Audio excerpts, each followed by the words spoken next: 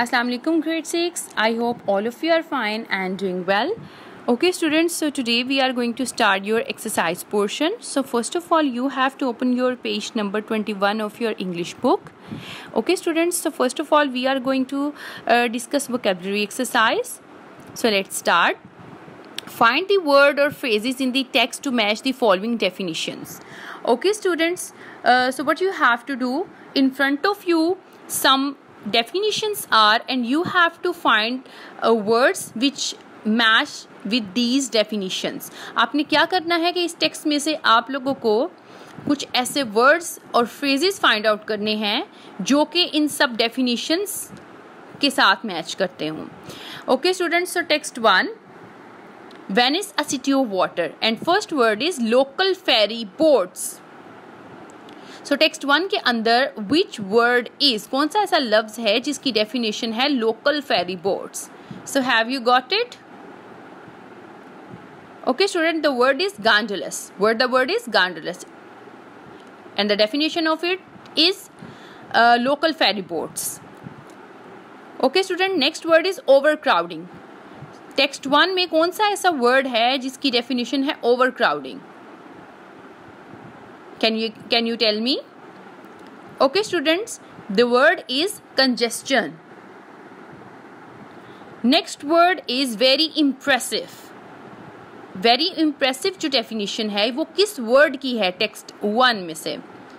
Okay students, so word is stunning. क्या word है? Stunning. Next word is store of valuable things. Valuable things का जो बहुत ज़्यादा कीमती चीज़ें हैं उनको स्टोर करना, ये किसकी डेफिनेशन है? कौन से वर्ड की डेफिनेशन है टेक्स्ट 1 में से? So the word is treasure trove. These words are, ये एक फ्रेज है जिसका मतलब स्टोर ऑफ वैल्यूएबल थिंग्स है. Next is precious artefacts. बहुत कीमती आर्ट जो है, इसके साथ कौन सा वर्ड मैच होगा? So students, from text 1, art treasures जो हैं वो इन वर्ड्स की ये वर्ड्स हैं, ये डेफिनेशन है आर्ट ट्रेजर के. Next one is forecast. which word will be predicted. Forecast meaning है प्रेडिक्टेड का. Okay student, text 2, street children in Brazil, and first one definition is plain to see. किसी चीज़ को साफ साफ देखना, किसी चीज़ को बिल्कुल वाज़िया साफ कर देना. And the word is obvious जो है वो टेक्स्ट 2 में से एक ऐसा वर्ड है जिसका मतलब है plain to see. Next is unfair division of wealth की जो है बिल्कुल डिवीजन अनफेयर. टेक्स्ट 2 में से कौन सा ऐसा फ्रेज या कौन सा ऐसा वर्ड होगा जिसका मतलब है unfair division of wealth? So it will be social inequality. Social inequality का मतलब होता है unfair division of wealth. Next word is unable to read and write. एक ऐसा पर्सन जो कि बिना ना लिखना जानता हो ना पढ़ना जानता हो, so he will called illiterate. So word will be illiterate. Next is minimum. So text 2 में से कौन सा ऐसा word है जिसका मतलब है minimum? Okay student. So the word will be barest. What the word will be? Barest. Okay student. Next is very big indeed. बहुत कोई बड़ी चीज़. So the word will be gigantic. And last one is have a subsistence existence, and the word is scratch a living. बहुत मुश्किल से जो है वो गुजारा करना, scratch a living. Okay student, text 3, living in a jar. First definition is fabric. So कौन सा ऐसा word है जिसका मतलब है fabric? So word will be material. What the word will be? Material. Next is hidden from sight. आंखों से ओझल हो जाना या सफ़ा हस्ती से मिट जाना. So word will be obliterated. What the word is? Obliterated. Next is cuts sharply. किसी चीज़ को बहुत sharply जो है वो कट करना. The word will be sights. Next is female sheep जो है वो किसको कहते हैं? कौन सा ऐसा word है? So word is ewes. Next is value, किसी चीज़ की कीमत, so the word will be price. Okay student, next is without a saddle, saddle means काठी, घोड़े की काठी के बिना, so here the word is bare back. Okay students, so next we are going to discuss reading for information. Here are some questions and I will explain all the questions one by one. So first one question is, why is a city of water an appropriate name for Venice? Venice के लिए जो city of water है वो एक बहुत appropriate, बिल्कुल दुरुस्त नाम क्यों है? City of water जो है वो वेनिस के लिए इसलिए अप्रोप्रिएट नेम है because the Venice is a city of water built on 118 small island separated by canals and joined by bridges. क्योंकि जो वेनिस है वो बिल्ट हुआ है छोटे छोटे आइलैंड से जो कि कैनाल्स से सेपरेटेड हैं और ब्रिजेस से जॉइंड हैं। That's why this city will be called city of water. Next question is, why are gondoliers essential to Venetians? Venetians के लिए गंडोलियर्स जो हैं वो इतने ज़्यादा ज़रूरी क्यों हैं? बिकॉज वेनिस जो है वो सिटी ऑफ वाटर है, तो उसका जो मेन जो ग्रैंड कैनाल है वो उसका मेन रोड है और वो बिज़ी रहता है हर वक्त, क्योंकि लोगों ने एक जगह से दूसरी जगह मूव करना होता है, तो वहाँ पे फेरी बोट्स से वो बिज़ी रहता है। और जितने भी फेरी बोट्स को राइड करने वाले लोग हैं, गांडोलस को गंडोलियर्स जो राइड करते हैं, वो ऑल टाइम बिजी रहते हैं। इसलिए गंडोलियर्स जो हैं वो बहुत ज़्यादा ज़रूरी हैं वेनेटियंस के लिए, ताकि लोग एक जगह से दूसरी जगह मूव कर सकें। Next question is, explain some of the problems faced by the city authorities in Venice.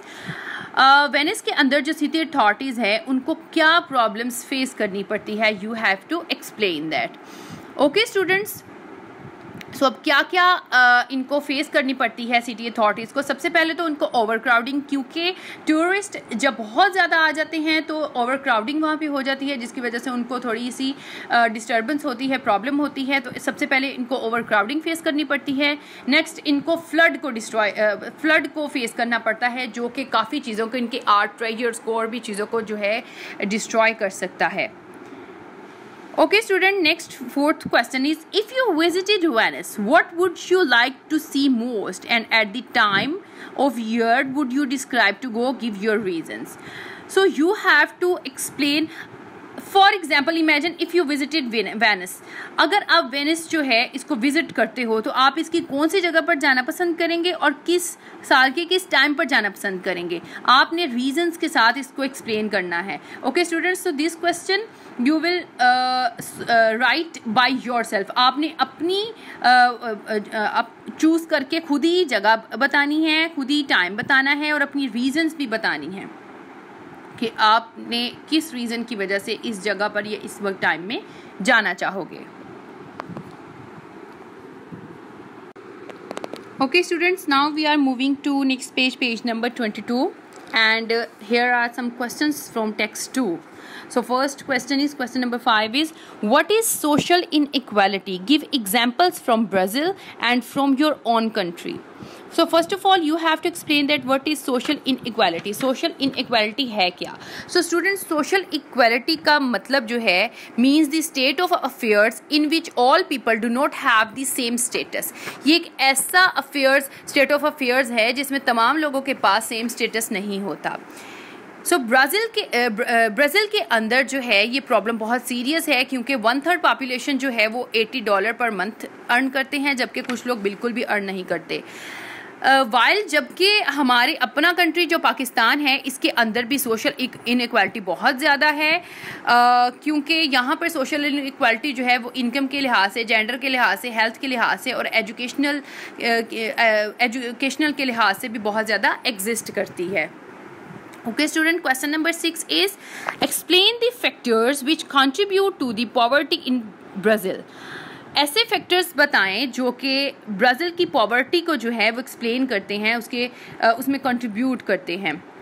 So students, in Brazil people have no jobs and they are illiterate. वो बिल्कुल पढ़े लिखे भी नहीं हैं और उसके अलावा उनके पास जॉब्स भी नहीं हैं. They have no hope for better life. उनके पास ज़िंदगी अच्छी गुजारने के लिए होप भी नहीं है. Children live in streets. बच्चे जो हैं वो स्ट्रीट्स में रहते हैं. Even they do not have shelter. बच्चों के पास जो है वो शेल्टर भी नहीं है. And government do not help them, और गवर्नमेंट जो है वो उनकी हेल्प भी नहीं करती. So these are some factors which are contributing to the poverty in Brazil. Next question number 7 is, why is the problem of street children in Brazil growing? Brazil के अंदर जो स्ट्रीट चिल्ड्रन की problem है वो दिन ब दिन बढ़ती क्यों जा रही है? The problem of street children in Brazil growing because children leave their families because not only is there nothing for them at home but home is frequently violent place. एक तो ये बात है कि क्योंकि उनके पास घर पे रहने के लिए जो है वो कुछ भी नहीं होता. सेकेंडली ये है कि उनके लिए जो उनका होम है वो बहुत ज़्यादा वॉर्स होता जा रहा है, वायलेंट प्लेस है. और इसके अलावा जितने भी फैमिलीज़ हैं जो कि दूसरी कंट्रीज से यहाँ पे अर्निंग के लिए आते हैं तो और यहाँ पर वर्क ढूंढते हैं इस सिटी के अंदर. सो दैट्स वाई ये जो प्रॉब्लम है ये दिन ब दिन जो है वो बढ़ती जा रही है. Next question is, how do the attitudes of the authorities in Venice and Brazil towards problems in the city differs? Venice के अंदर और ब्राज़ील के अंदर जो अथॉरिटीज़ हैं वो उनकी जो प्रॉब्लम्स है वो कैसे डिफ़र करती हैं? ओके स्टूडेंट्स, सो इन ब्राज़ील वेनिस के अंदर जो अथॉरिटीज़ जितनी भी हैं वो बहुत कीनली जो हैं वो ख्याल रखती हैं इस चीज़ का कि उनके सिटी को किसी किस्म का नुकसान नहीं पहुँचे. अदरवाइज़ जो ब्राज़ील है वहाँ पर अथॉरिटीज़ बिल्कुल भी केयर नहीं करती. जो स्ट्रीट चिल्ड्रन हैं उनकी भी हेल्प किसी तौर पर नहीं करती. Okay student, next text here are some questions from text 3. So question number 9 is, how is a jar constructed to suit the climate and the nomads way of life? अब यहाँ पर जर है इसको किस तरह कंस्ट्रक्टेड किया जाता है ताकि क्लाइमेट और वहाँ के जो लोग हैं उनके लिए वो सूटेबल रहे.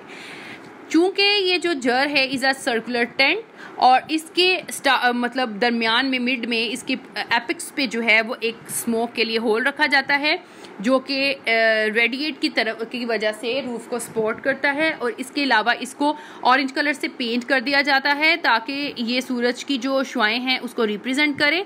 और इसमें नोमैड्स फैमिली रहती हैं और उनके लिए ये बहुत ईजी हो जाता है रहना क्योंकि वो एक जगह से दूसरी जगह मूव करते हैं.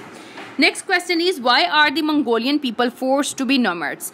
मंगोलियन पीपल को फोर्स क्यों किया जाता है नोमैड्स के लिए? Because these are herding people.